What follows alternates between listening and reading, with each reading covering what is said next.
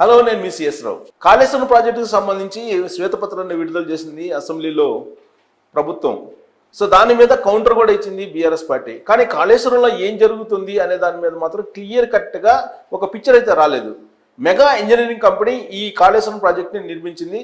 ఆ కాళేశ్వరం ప్రాజెక్టు మునిగిపోయింది. ఆ తర్వాత మేడిగడ్డ కుంగిపోయింది. సుందిల్లో కూడా లీక్ అవుతుంది అనేది ఇప్పుడు నీటిపారుదల శాఖ మంత్రిగా ఉన్నటువంటి ఉత్తమ్ కుమార్ రెడ్డి అనౌన్స్ చేశారు. అసలు మెగా కంపెనీ గురించి ఎందుకు మాట్లాడట్లేదు?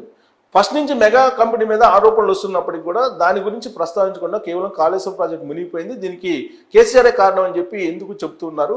దీని వెనక రహస్యాలు ఏమున్నాయి అనేది విశ్లేషణ చేయడానికి ప్రస్తుతం రాజకీయ విశ్లేషకులు అలాగే సామాజిక విశ్లేషకులు రాజశేఖర్ గారు ప్రస్తుతం లైవ్లో ఉన్నారు. రాజశేఖర్ గారు నమస్తే అండి.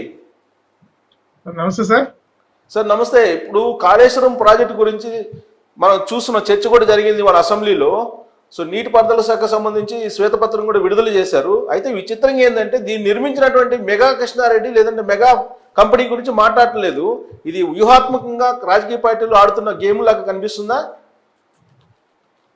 అంటే ఇక్కడ ఒక విషయం మనం గమనించాల్సింది ఏంటంటే, ఏదైతే కాళేశ్వరం ప్రాజెక్ట్ అనే ఎత్తిపోతల పథకం ఏదైతే ఉందో, ఈ పథకం పట్ల ఫస్ట్ నుంచి కూడా విమర్శలు అనేది వెలువెత్తుతూనే ఉన్నాయి.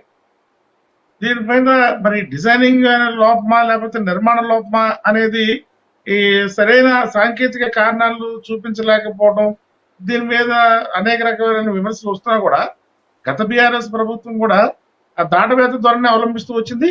అలాగే ఇప్పుడున్న కాంగ్రెస్ ప్రభుత్వం కూడా అది బీఆర్ఎస్ ప్రభుత్వాన్ని మీద వాళ్ళు నెపాన్ని నెట్టి కాళేశ్వరం 1,00,000 కోట్ల రూపాయలని నెయిట్పాలు చేశారు, కాళేశ్వరం ప్రాజెక్టు నిరర్థకంగా మారిపోయే ప్రమాదం ఏర్పడిందనే విషయాన్ని ఇటు అసెంబ్లీలోనూ అటు బయట కూడాను ప్రభుత్వాధినేతలు చెప్తున్నారు. కానీ అసలు ఆ కాళేశ్వరం ప్రాజెక్టులో మేడిగడ్డ కానీ ఇప్పుడు అన్నారం కానీ ఎందుకు ఆ లీకేజీలు వస్తున్నాయి, ఎందుకు ఆ పిల్లర్స్ కుంగిపోయి దీని వెనక నిర్మాణం చేపట్టిన మెగా ఇంజనీరింగ్ మీద కనీసం మాట వరుసకైనా సరే ఈ ప్రభుత్వాలు రెండు ప్రభుత్వాలు కూడా మరి మాట వరుస కూడా మాట్లాడపడడం అనేది నిజంగా ఇది ఆశ్చర్యకరమైన విషయమే.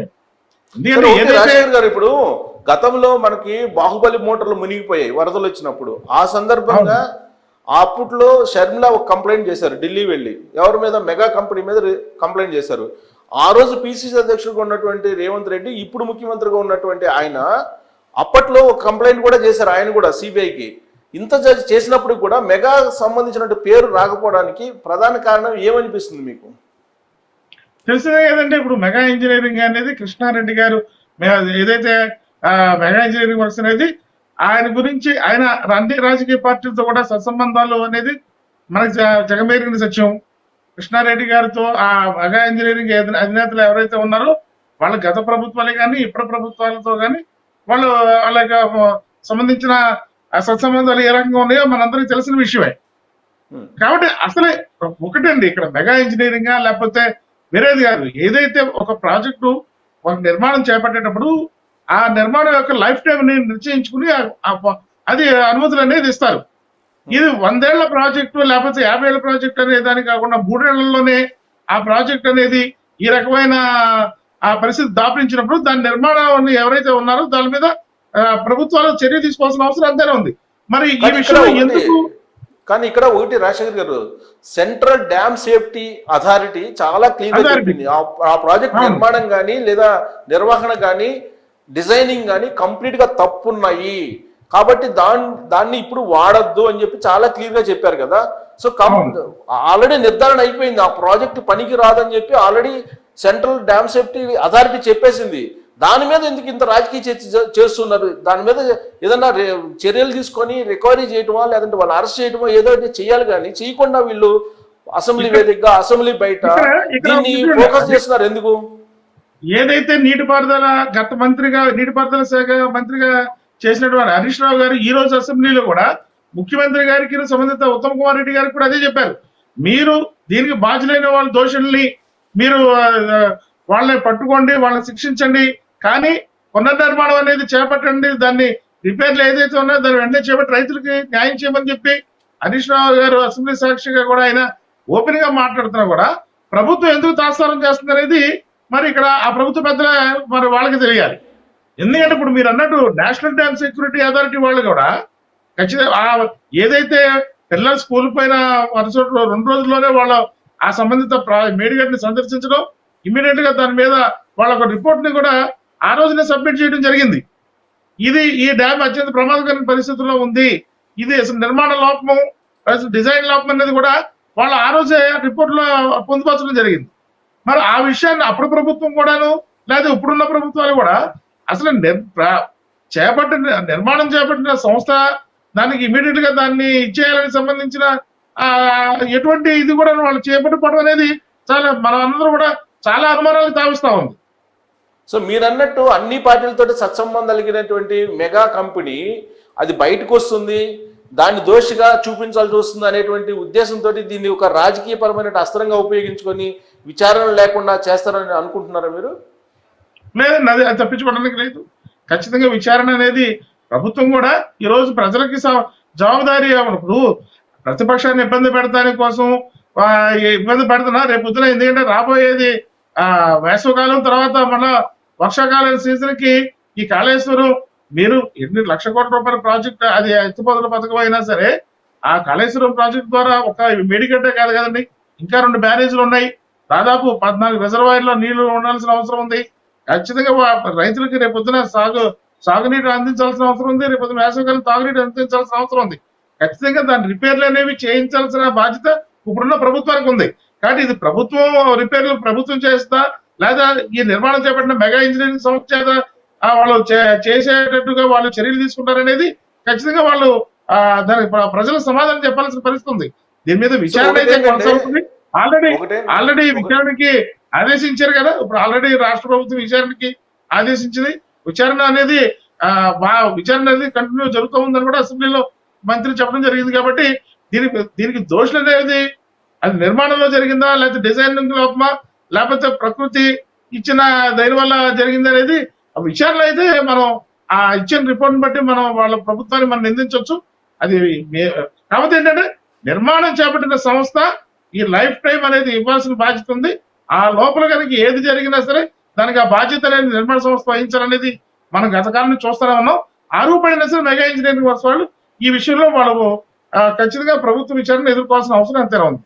సో దీన్ని ఏంటంటే పార్టీలుగా ఇవ్వడం జరిగింది. కొంత భాగం ఏమో మెగా కంపెనీ నిర్మించింది, మరికొంత భాగం ఏమో ఎల్ఎన్టీ వాళ్ళు నిర్మించారు. ఇక్కడ విచిత్రం ఏంటంటే ఎల్ఎన్టీ కానీ మెగా కానీ సబ్ కాంట్రాక్టర్స్కి ఇచ్చారు. సబ్ కాంట్రాక్టర్స్ ఈ పనులు చేసిన వల్లనే ఈ డ్యామేజ్ జరిగింది అని చెప్పి మరొక వాదన అలాంటి ఇది కూడా వినిపిస్తుంది. అసలు ఎవరి మీద చర్యలు తీసుకుంటారు, ఎవరి నుంచి రికవరీ చేస్తారు అనేది కూడా ప్రశ్నార్థకంగా కనిపించట్లేదు. మెయిన్ ఎల్ఎన్టీ వాళ్ళు మెగా ఇంజనీరింగ్ వాళ్ళ నుండి దీన్ని మెయిన్ ప్రాజెక్ట్ తీసుకుంది. తర్వాత వాళ్ళ ద్వారా సబ్ కాంట్రాక్టర్లు అనేవి మనం అది జరుగుతున్న ప్రభుత్వాల్లో సంబంధించిన పెద్ద భారీ ప్రాజెక్టు చేపట్టినప్పుడు సబ్ కాంట్రాక్టర్ల ద్వారా వర్క్లు అనేది చేయడం అనేది సహజం. కాకపోతే ఏంటంటే ఇక్కడ ప్రధానంగా ఎల్ఎన్టీ వాళ్ళు చేపట్టిన ఏదైతే బ్యారేజ్ నిర్మాణం ఉందో, ఈ ప్రాజెక్ట్ నిర్మాణం ఉందో, అదేవిధంగా ఏదైతే మేడిగడ్డ సంబంధించిన ఏదైతే బ్యారేజ్ నిర్మాణం ఏదైతే చేపట్టినటువంటి అది మెగా ఇంజనీరింగ్ ఎల్ఎన్టీ అనేది ప్రభుత్వం నిర్దేశంగా ఒక ప్రత్యేకంగా వాళ్ళు ఒక శ్వేతపత్రం కూడా రిలీజ్ చేయాల్సిన అవసరం ఉంది. అసలు ఈ వర్క్లు ఎంత టేకప్ చేశారు, ఎంత సమయంలో వీళ్ళకి ఎంత సమయంలో దీన్ని పూర్తి చేయాలనేది దాంట్లో ఉంది. వాళ్ళు ఎంత సమయంలో దీన్ని పూర్తి చేశారనేది కూడా ఇవన్నీ కూడా విచారణలో తేటతెల్లం కావాల్సిన అవసరం ఉంది. ఎందుకంటే ఎలక్షన్లు వస్తున్నాయి కాబట్టి తొందరగా బ్యారేజ్ పూర్తి చేసి ఈ కాళేశ్వరం ప్రాజెక్టు పూర్తి చేసి ప్రజలకి నీరు అందించేస్తే మేము అది ఒక మైలేజ్ చేసేద్దన్న ఉద్దేశంతో ప్రభుత్వం ఒత్తిడి మేరకు ఈ నిర్మాణ సంస్థలు త్వరితగతిన పూర్తి చేయడంలో వచ్చిన ఈ అనర్థమా, లేకపోతే అది నిర్మాణంలోనే మరి సాంకేతిక కారణాల వల్ల నిర్మాణం అనే లోపమా, అసలు మొత్తం డిజైనింగే లోపం అనేది కొంతమంది ఏమన్నారు ఇటీవల వచ్చిన వార్తలు ఏంటి, ఇది డిజైనింగ్ అనేది లోపమే, ఇది నిర్మాణ సాధ్యం కాదు, ఇక్కడన్నా కూడా అక్కడ చేయండి పర్వాలేదు అని చెప్పి ప్రభుత్వం ఒత్తిడి తీసుకొచ్చింది కాబట్టి చేసామనేది కొంత మనకు లీకేజ్లు వస్తూ ఉన్నాయి. కాబట్టి ఇది రాష్ట్ర ప్రభుత్వం చిత్తశుద్ధితో అది మెగా ఇంజనీరింగ్ ఎల్ఎన్టీ అనేది కాదు, ఇది ప్రజల యొక్క సొత్తు, 1-2 రూపాయలు కాదు, 1,00,000 రూపాయల సొత్తు. కాబట్టి 1,00,000 కోట్ల రూపాయల సొత్తుతో ఇది బహుళార్థ ప్రాజెక్ట్ గా ప్రభుత్వం ఎంతో గొప్పగా చెప్పిన ప్రాజెక్ట్ అనేది ప్రజలకు అంకితం చేయాల్సిన అవసరం ఉంది. కాబట్టి ఖచ్చితంగా దీని మీద సమగ్రమైన విచారణ చేపట్టి అది దోషుల్ని, అది ఏ స్థాయిలో ఉన్న దోషులైనా సరే అది ప్రజల ముందుకు నిలబెట్టి ముందు నిలబెట్టాల్సిన అవసరం ఉంది. అదేవిధంగా ఏదైతే ఈ కుంగిపోయిన ఈ పిల్లర్స్ ని ఇమీడియట్ గా దాని స్థానంలో ఏ రకంగా దాన్ని రెక్టిఫై చేసుకుని ఆ పునర్నిర్మాణం చేపట్టాలో అది త్వరితగతిన కూడా చేపడితే ఇక అది ఆ ప్రమాదం అనేది ఇంకా పెరగకుండా ఉంటుంది అనేది నా భావం. కానీ మరమ్మతు చేయడానికి ప్రయత్నం చేస్తుంది ప్రభుత్వం. కానీ లేటెస్ట్ ఏంటంటే ఉత్తమ్ కుమార్ రెడ్డి చెప్పారు, నీటిపారుదల శాఖ మంత్రి, సుందిళ్లలో కూడా లీకేజీలు ఉన్నాయని చెప్పి లేటెస్ట్ గా అనౌన్స్ చేశారు. అన్నారంలో కూడా లీకేజ్ అవుతుంది. అన్నారంలో లీకేజ్ ఉంది, సుందిళ్లలో లీకేజ్ ఉంది, మేడిగడ్డ కుంగిపోయింది. అసలు ఇప్పుడు ఆ ప్రాజెక్టు కాళేశ్వరం పనికొస్తుందా లేదా అనేది నేషనల్ డ్యామ్ సేఫ్టీ అథారిటీ చెప్పట్లేదు. దీనికి ఏదైతే కాళేశ్వరం ఎత్తిపోతల పథకానికి అనుసంధానంగా నిర్మించిన ఈ బ్యారేజ్లు అయితే ఏదైతే ఉన్నాయో ఇది ఒకదాని తర్వాత ఒకటి ఈ నీటి ఫ్లో లేకుండానే ఉన్న నీటితోనే ఈ లీకేజ్ స్టార్ట్ అయ్యి ఇస్తున్నప్పుడు ఫుల్ ఫ్లెడ్జ్డ్ గా మరి ఈ గోదావరి నీరు కనుక ప్రవహించి మనకి అప్డేట్ పైనుంచి నీరు వచ్చినప్పుడు ఈ గోదావరి నీటిని కనుక ఇన్ఫ్లో చేసి ఈ ప్రాజెక్టుల ద్వారా ఏదైతే 141 టీఎంసీల సామర్థ్యం కనుక రిజర్వాయర్లు అని చెప్తున్నారు, నిజంగా ఆ సామర్థ్యంతో కనుక రిజర్వాయర్ నింపితే కనుక అసలు ఈ ప్రాజెక్టు ఉంటుందా లేదా ఏ రకమైన పరిస్థితిని అనర్థాన్ని దారితీస్తుంది అనేది ఇప్పుడు ఈ మేడిగడ్డ తర్వాత అన్నారం కానీ లేకపోతే సుంకేజ్ ఈ ఇప్పుడు వచ్చిన లీకేజ్ని బట్టి చాలా భయాందోళనకి లోనవ్వాల్సిన పరిస్థితి ఉంది. కాబట్టి సమగ్రమైన సాంకేతిక నిపుణుల చేత ఒక కమిటీని రాష్ట్ర ప్రభుత్వం నియమించి అసలు ఈ ప్రాజెక్టు మొత్తాన్ని కూడా ఏదైతే ఇప్పుడు వేసవకాలమే కాబట్టి నీరు కూడా మనకి తక్కువగానే ఉంటది కాబట్టి ఖచ్చితంగా దీని మీద ప్రత్యేకమైన నిఘాను ఏర్పాటు చేసి దీన్ని పూర్తి స్థాయిలో పరిశీలన చేయాలి. పరిశీలన చేసి ఏంటంటే ప్రభుత్వ ధనాన్ని ప్రజల ధనాన్ని మరి నిరుపయోగంగా మనం ఏదంటే ఒక ఎంతైనా సరే అది ప్రజల సొమ్మే కాబట్టి అది రూపాయైనా 10 రూపాయలైనా ఇది ప్రజల సొమ్మును మనం ట్రస్టీగా ఉండాల్సిన బాధ్యత రాష్ట్ర ప్రభుత్వం కాబట్టి ఏదైతే ఈ 1,00,000 కోట్ల రూపాయలు స్మాల్ అమౌంట్, చిన్న అమౌంట్ కాదు. ఇంకోటి ఏంటి మరి ప్రభుత్వం ఎందుకని అది ముందు చూపు లేకుండా మరి ఏకపక్షంగా ఈ ప్రాజెక్ట్ చేపట్టిందా లేకపోతే రాజకీయ ప్రయోజనాలు ఆశించి మరి ఈ ప్రాజెక్ట్ చేపట్టిందని కాదు. రాను సంవత్సరానికి 25,000 కోట్ల రూపాయలు భారం పడుతుంది ప్రతి సంవత్సరం కూడా ఇప్పుడు రాష్ట్ర ప్రభుత్వం అసెంబ్లీలో ప్రకటన చేసింది. మరి దీన్ని ఏ రకంగా ప్రభుత్వం బడ్జెట్ లో పెట్టి ఈ నిధులు కేటాయించి కాళేశ్వరం ప్రాజెక్ట్ ని కొనసాగిస్తారా లేకపోతే ఇది ఏదైతే ప్రమాదకర గంటకిలను మోగిస్తా ఉందో కాబట్టి తాత్కాలికంగా దీన్ని మూసివేసి దీన్ని మళ్ళా రీడిజైన్ చేసి పునర్నిర్మాణం చేస్తారా లేకపోతే చేసినందువల్ల సంవత్సరానికి 25,000 కోట్ల రూపాయలు భారం పడుతుంది కాబట్టి దీన్ని మరి శాశ్వతంగా ఏం చేస్తారనేది మరి ప్రభుత్వం మరి అసెంబ్లీ సమావేశాలు ముగిసేలోపు ప్రకటన చేస్తుందా లేకపోతే అసలు ఏం జరుగుతుంది అనేది మనం వేచి చూడాలి.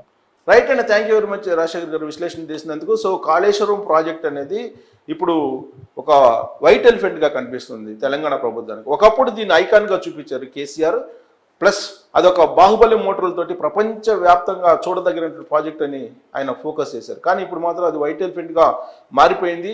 అన్నారం కూడా లీక్ అవుతుంది, సుందిల్లా లీక్ అవుతుంది, మేడిగడ్డ కుంగిపోయింది, కాళేశ్వరంలో బాహుబలి మోటార్లు పనిచేస్తున్నాయా లేవా అనేది తెలియనటువంటి పరిస్థితి. ఇలాంటి సిచ్యువేషన్లో ప్రభుత్వం ఎలాంటి చర్యలు తీసుకుంటుందనేది వేచి చూడాలి. Thank you.